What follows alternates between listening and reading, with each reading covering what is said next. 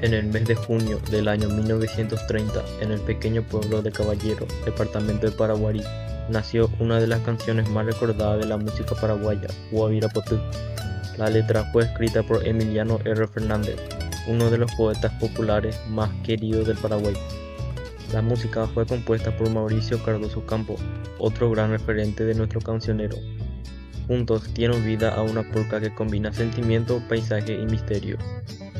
La canción fue publicada por primera vez en 1931 en la revista Okara Potukwemi, bajo el título de Techaga Urembiapo, que en guaraní significa obra de la añoranza, pero con el tiempo el verdadero nombre que adoptó fue Guabirapotuc, la flor del Guabirá, y con él surgió el misterio.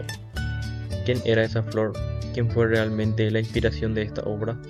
Algunos aseguran que fue Dominga Lugo, compañera sentimental de Emiliano en Sabalacue. Otros creen que fue Carmen Mónica Grance, una joven maestra del pueblo de Caballero, a quien el poeta habría dedicado una serenata en persona, una noche cualquiera bajo los árboles. Hasta hoy esa duda sigue sin resolverse, y quizás sea mejor así, porque en ese misterio también vive la poesía.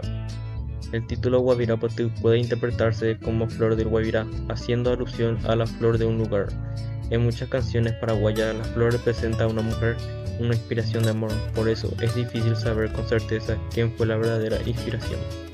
Además del misterio, los versos escritos por Emiliano están cargados de un profundo valor emocional.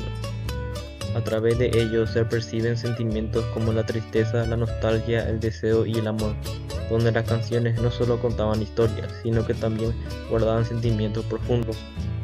Hoy, casi 100 años después, Guabirapotuc sigue sonando, no solo como una polca tradicional, sino como una pieza cargada de historia y emoción, que nos invita a recordar que la belleza también puede nacer del misterio.